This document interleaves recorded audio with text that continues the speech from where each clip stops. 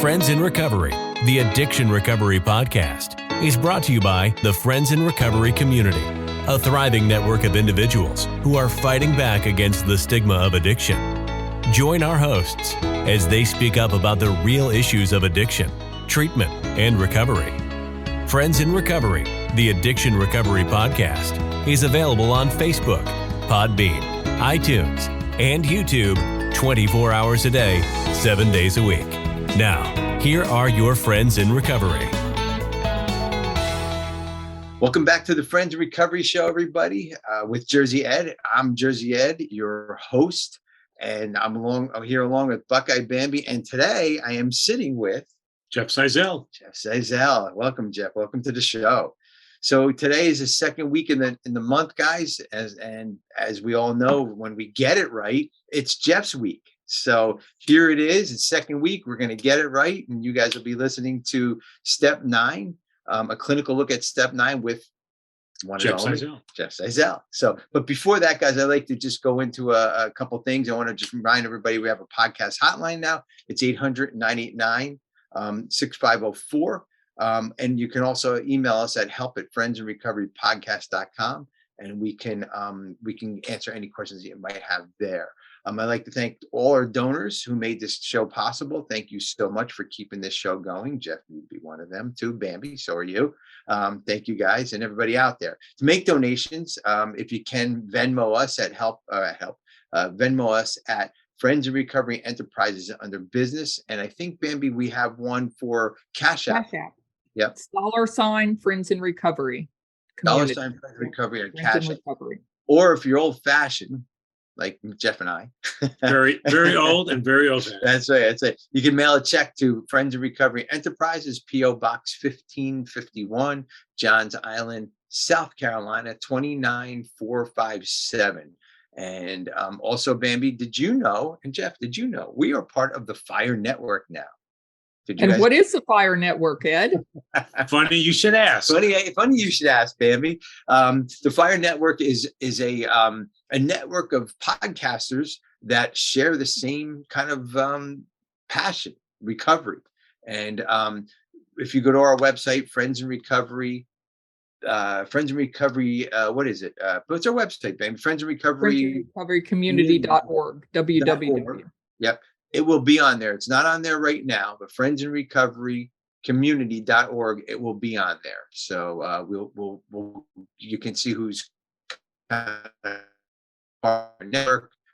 If you look before the show, there's a little F.I.R.E network sign. So all that good stuff. So stay tuned for some amazing recovery literature today, guys. We are going free balling today. All right. No, not you, Bambi, but Jeff and I. No literature we're going to use today. It's all going to come from here. It's in a steel trap. So it'll probably be a 3-minute show and we'll be done and over with and life goes on. But no, it'll be a good show. We're going to talk about Step 9, like I said. So no literature for you guys to go. I have no shout outs today except for Carl over at SoberPod, Carl and Chelsea. We love you guys. Everything's great with those guys. And any sober shout outs for you guys? There is a friend of mine, John C, has like 210 days. All right, John C. Wow, fantastic. And I have one as well. We forgot last week. It actually was last week, right before we recorded, was Angelique's wedding. So, yeah. Who proposed on this podcast. She did. She proposed on this podcast, not with us on this one, but with me and Mike, the podfather, some time ago, and they finally got married. So if you go back a couple episodes, a lot of episodes, just look for Angelique and Kim, I think it is. Yes. I don't know what the name of the episode. I know Kim. Kim's great, but I don't know what was named. But if you go back and look for Angelique, it'll be on there. Guys, don't forget, quick meeting update. We do 2 meetings a day, 7 days a week.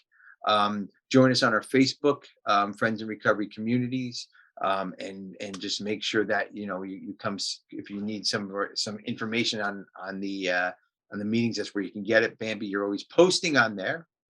When the meetings are going on. She posts like an hour before each meeting every single day. So, and then also don't forget to like, subscribe, and share this podcast, because that's how it gets out there. That's how we get famous, right? Well, Jeff, you're already famous, but but me and Bambi are thriving to be famous. And then don't forget our Instagram, Right. Facebook, TikTok, and all that, and Telegram. Tell the lovely audience about Telegram. Telegram is a free downloadable app. It's like a messenger type of thing. And it's if you search for us under Telegram after you've downloaded the app, we're Friends in Recovery Community. And there's just daily support there. So there's support any time of day you need it. Someone is going to be up and respond to you. So it's a really great app. So make sure and join us on there. Absolutely. Absolutely. And then this week, our question of the week is... Question of the week. So the question of the week is, can you remember something that at the time seemed like a terrible, unpleasant, bad thing, but when you look back on it now, it became a really good thing? That's an easy one for me, but Bambi, and we asked Jeff to give us a question of the week. He literally just gave it to us a couple minutes before the show started. So Bambi, I want you to go to talk about that one first, because I'm actually something on the computer so we can start the show. I can't find it. It's easy for me because my last relapse, because I'd been in and out of recoveries and was determined I was not going to work the program, and I didn't need those damn steps, and I didn't need a sponsor, and I could do it all by myself. So my last relapse, although it was devastating, it started me on the path to where I'm at now. So that was an easy one for me. That was that's what I got to say too, is my my recovery, like 28 years ago. Over 28 years ago now, I got into recovery. I thought it was the end of the world. I mean, and you probably hear this a lot in this office. We're actually in Jeff's office up in Woburn, Massachusetts. But it's like, I thought it was the worst day of my life, but I can honestly tell you guys, it was the best day of my life. That when I'm looking back at it now, obviously, yes, I know that, but when I was in the middle of it, it just didn't seem like it was good at all. So, but that's how it goes. And I'm sure there's other things along the way that, that we kind of come into, but Jeff, what's your answer to that question? So, it has nothing to do with recovery per se, but I had some injuries just being sort of active and physically involved with, sports and so on. So I had a terrible Achilles tendonitis. And then, all of a sudden, one day I'm in my kitchen and I slip and I completely rupture my Achilles. Remarkably painful thing.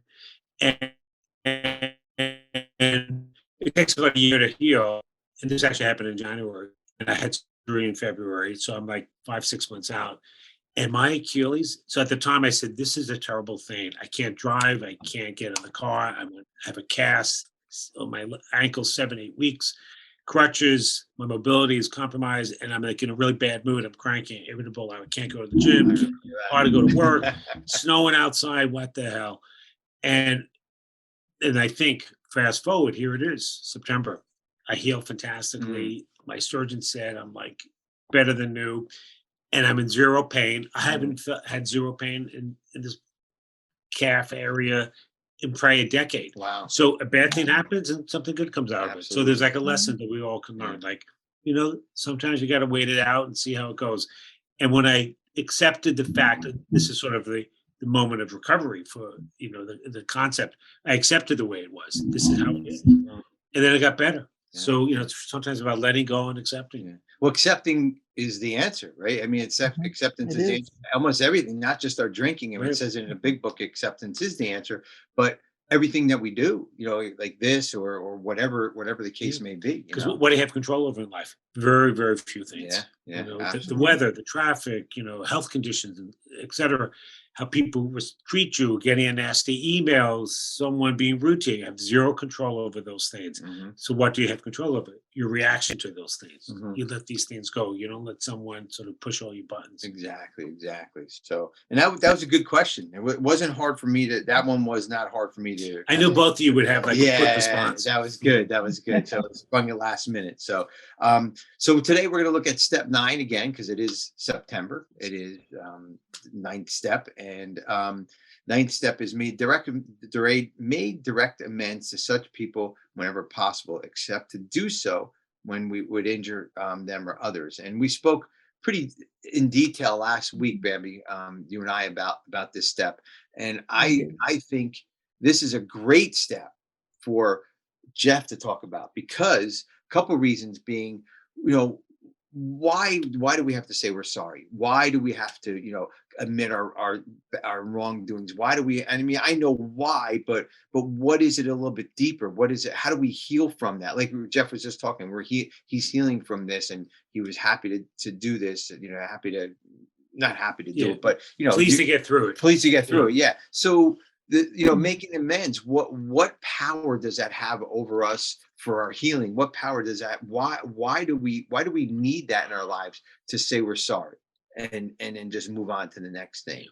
Why? I mean, if that makes sense. Yeah, it's a great question, because when we think about what hurts us and what keeps us beating ourselves up and having negative self beliefs, and being remarkably critical on ourselves, it's the we're so harsh on ourselves because we think we've done something terribly wrong, and perhaps we have. But we also are looking for a way to get resolution and and absolve ourselves. And there are many ways to achieve that. Some people say, well, if you're Catholic, you can go to confession and perhaps get some sort of absolution from that. But there's actually the belief of talking to another human being who you've actually harmed. Number one, that takes unbelievable amounts of courage. So I always say, in life, and I've said this before, it's the hard things that have the biggest payoff. It's a risk reward. So something that's really challenging and hard, it's so overwhelming at times, that has the biggest payoff. So often I say, think about things you've accomplished in your life and that you feel proud about. It's not, gee, I took the trash out. No, I had recovery. I went back to school. I worked hard in an athletic event. I wrote a book. I focused on getting up early every day and tutoring my daughter in a class.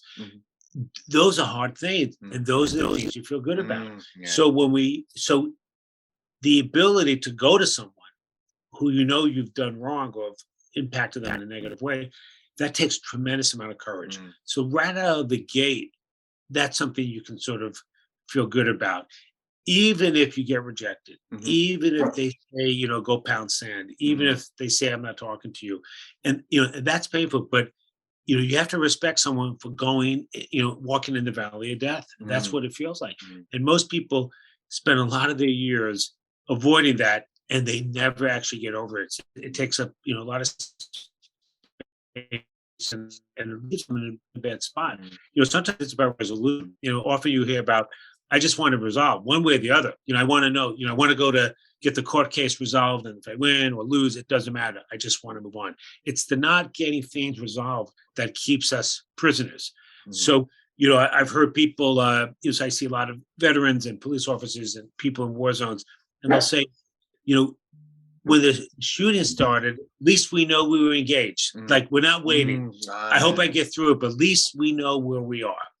So that, I think that's so that's part of the recovery process. You're starting the acknowledgement, you're moving forward, and there's something powerful about talking to another human being and putting yourself in front of them, and it's a power differential. You are being, perhaps because you're apologetic, you're in a lesser position. I don't want to say subservient, because I think people are equal, but you're owning something that you've done that has hurt someone, and you're hoping they will forgive you. And even if they don't, you generally feel better, because at the end of the day, we are only responsible for our half of the equation. I'm not responsible for someone accepting my apology. I am responsible for offering it and trying to make amends.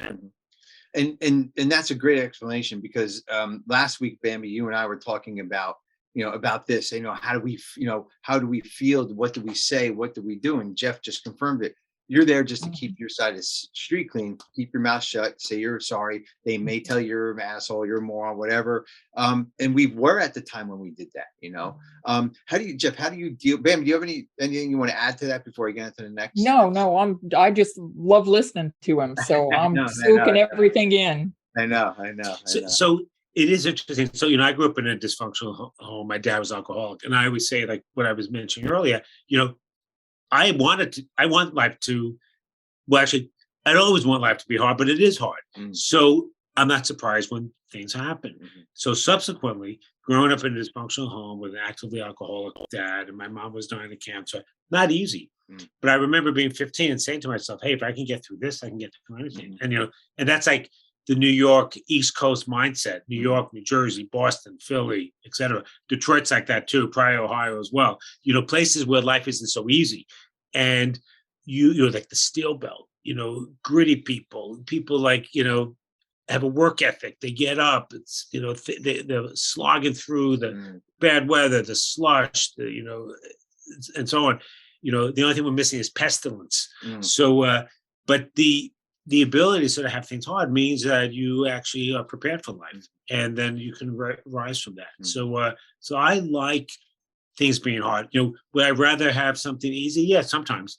But if I'm going to the gym, what workout do I feel better about? The easy one or the hard one? Yeah, of course, the hard one. Yeah. Right. So, am I proud about myself because I, as an adult, I can read at a second grade level? Not really. Am I proud about myself because I can read something that's really scholarly and challenging, and and I learned some new words and learned some concepts? Yeah, probably so. Yeah, so the whole process of like moving forward allows us to sort of grow as people, and when we are suffering with things, it does take a special person to be willing to confront it. And once you do that, you actually realize you can feel so much better about yourself. And there's a sense of relief, a weight is lifted. So I remember being in graduate school and talking to my dad about his active drinking, and he was in recovery now. So, I remember sitting in the living room and I said to him, gee, Dad, do you feel bad about what has happened in our household?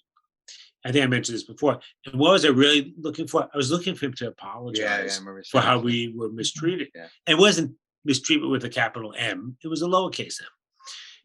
But, when you're a little kid and things that your toys are broken and someone's yelling at you, that's trauma with a lowercase t. Yeah. So, and it feels bad, but, you find ways to move on from these things. And what I was looking for was the apology. What did I get? What I got was my father said, well, I don't really feel that bad because I now know that what I had was a disease. So that was good for him. It maybe wasn't what I was looking for, but it was good for him. And I actually accepted that. And I said, all right, this is, once again, life is hard, So, absolutely. The expectations I had were pretty low anyway, because I didn't want to set myself up to be disappointed and pissed off. So, and I love my father, and it was fine. It was a beautiful Sunday afternoon, sitting in the living room, and you'll appreciate this, Ed. We had gold furniture, the fabric on the couch covered in plastic. Oh yeah. So that's a Jewish thing too. Okay, all right. Good. Well, and again, all this is just, these steps are in place for reason number one. Number two, the question I have for you is, when somebody's in early recovery, and Bambi and I had a big conversation about this last week, and most of the show was about it because it was the first 2 paragraphs of the of step 9. People want to come in and just do step 9 immediately. I want to say I'm sorry to everybody. I'm 3 days sober. I'm 3 days Make out of amends to everyone. Yeah, make amends to everybody. Yeah, Ed wants to get back together with his ex-wife and apologize. Yeah, there you go. Exactly. It's exactly what we were talking about last week. And I did. That's the first thing I wanted to do. I'm like, step 9. If I apologize, all is good. That's right. The most dangerous thing you can do is give somebody a 12 and 12 or a big book in rehab and let them read it through on their own, right? Because think about it, you're reading all these steps, you're reading step 9, like, oh man, if I could just skip through to step 9, it would be great. So why do you think, Jeff, they have this so far deep into the steps, so far deep, even after step 4 and 5, where we're talking about our shortcomings, and 9 and 10. Now we're finally apologizing. Why do you think it's so deep? So that there's no shortcuts in life. You got to do the work. So I think Bill W. and Dr. Bob are really smart when they put the steps together, because they realize that you have to build upon each preceding step, and you need to be patient. So one of the things that many of us lack is patience. Patience is a virtue, so we struggle with that. So is recovery. That's a virtuous thing. That's a good thing. but it takes time to get there. And we want people to sort of own it. So some people want to apologize just so that people aren't mad at them anymore. And I can relate to that, quite frankly, but it's really not a true apology, because an apology is as you apologizing to them, and we wait so we can understand the pain we brought them. And we're not trying to whitewash it. And we have to sit there and be patient and take it on the chin and hear what they have to say and own that. And we have to be prepared for that, because if you're in early recovery and you're apologizing and it doesn't go the way you want, you could actually go out and relapse. Or it goes the way you want. Now you think you're scot-free. Now you don't have to do any more work. Now you have what you want. And guess what? It's probably not going to last, because what got us there has not been resolved. So the self-doubt, the self-hatred, the depression, the anxiety, all those underlying themes that we really haven't come to terms with. And the whole notion of recovery, it's a lot of work. It takes time to get there. It does. And, you always say the best programs, in the recovery world, the longer you stay, the better the outcome. A 2-week spin dry is not going to get it, and people, what they say, do 90 minutes in 90 days, because your brain is actually healing. The neurological functioning of your, psyche and physical brain matter takes time to heal. You're abusing it, and there's chemicals in your system, and like we know that certain drugs have a half-life. They last a really long time. So what's a half-life? You take it and you got to calculate how long does it stay in your system. You're still maybe not exactly under the influence, but you're not exactly clean either. And that's okay. It takes time. We don't expect people to get it right away, but it is a process. And I think step 9 is like a really important one. And by the way, the ability to apologize that comes from the heart is a very powerful experience. Both people heal, and not all the time does it get accepted, but I think sometimes you have to realize that that's you don't own that part of the equation. Well, also I think like I like what you said. 2 weeks spin dry, even a month, a year. It took me 5 years to really get my marbles back and understand like how life is going and which way life may or may not go. I mean, I grew along the way in my 5 years, but it still took a while. It may not have been 5 years, but it still took a while to understand all that. And if I jumped into step 9 right away, and I shared this last week, I would have got what I wanted. Right. And then, like you said, I probably would have relapsed. If I apologized, the only person that I wanted to apologize to was my ex-wife. That was it. I didn't want to apologize to my mom, my dad, nobody else, because I wanted what I wanted. Right. So what do you say to somebody that sits on your couch over here and says, okay, well, I'm 3 months into this and I want to go, apologize to everybody. Now, what does that do? I mean, you tell them to slow down. So one of the things I say is that, let's talk about what happens if they don't accept your apology. And by the way, what about apologizing to yourself? What about forgiving yourself so you can actually unburden yourself with this pain? Because once you can sort of offload that, because you are responsible for your own behavior and your own actions, feelings, etc. That person may not forgive you. So then you're a prisoner for the rest of your life. No, you have to find a way to help yourself heal. And I think it starts with us, it starts with the individual. Then you can sort of bring it to someone else. So what do they say about AA? It's a selfish program. And, and all of us, all 3 of us are not selfish people. We care about others. We care about helping others in recovery and so on. But, apology is a powerful thing. It takes a long time. So just recently was the 50th anniversary of the Munich Massacre. So that was in 1972. The 11 Israelis were murdered by the Palestinian PLO in Munich, the Olympics. And it's really remarkable. A lot of people don't remember the story. I remember it very well. And the German police were in charge. This week, they just apologized to the Israelis that they mishandled it. Wow. 50 years later. And the Israelis accepted the apology. Yeah. And that's what, and if they didn't accept it, it was there and it was done. That's right. And if they didn't accept it, the German government did the right thing by owning it and apologizing and saying we mishandled it. But that might take, and another thing is, the first time around, sometimes we don't apologize to everybody. Sometimes we can't, just like, I was explaining last week, because I had a restraining order against my wife. And first of all, that wouldn't have been good to do it 3 months out of rehab anyways, Right. But Bambi, what was some of your on your step 9, what was some of your worries or some of your fears and how Jeff explained it, what did you get that satisfaction out of it and understand exactly not exactly, but how Jeff explained the clinical piece of it? Yeah, I do understand it. I guess my biggest, when I went to make an apology to my brother, I wanted to tell him all of the stuff. And he said, no, I don't want to hear it. I know what you did. I was there. I was alert. I was there. I don't want you to rehash it. And I'm ready to like make this deep apology. And I've got like everything had been written down and I rehearsed it with my sponsor and everything. And he said, no, I accept your amends. I don't need to hear it again because I lived it. So, I walked away. I mean, I felt good that I'd made the amends, but I felt like I only made a partial amends or half of an amends. And he said, no, I see what you're doing now with your life and I'm proud of you and I accept your amends. But that left me feeling something, like I didn't do my part. Yeah.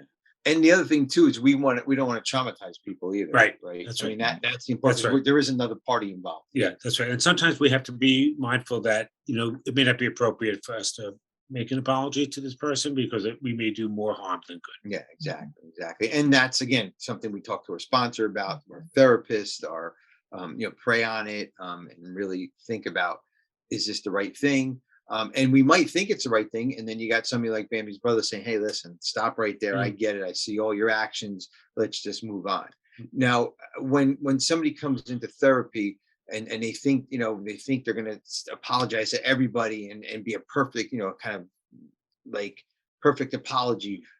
How do you bring them back down to earth? How do you talk to them out of that? Not out of it, but realistically, it's probably not going to happen.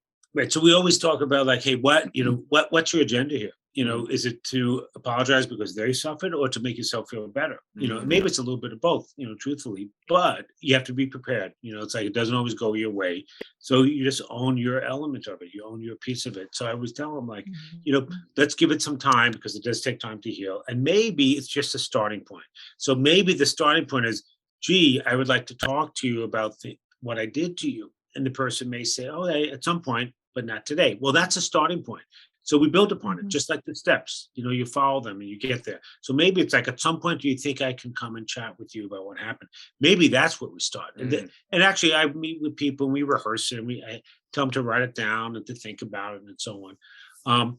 So an apology can go a long way, but I'm going to put an apology out right now because we actually have a time constraint. We do. I know. We have to be somewhere. Yes. So I'm going to apologize to having to cut it short. Yes. But this is a good starting point also, and we'll continue the dialogue. Yes, absolutely. And yes, we do have another meeting that we have to be in. And I know this, our time, we didn't go Facebook Live tonight. So we apologize to everybody who might be listening to this. We just had to do it a different time and a different day. I'm going to be at a conference on Saturday, and Jeff has a prior commitment on Saturday. And Bambi would have done it on her own, but she wouldn't have Jeff on the show. So, but Jeff, thank you so much. I was available.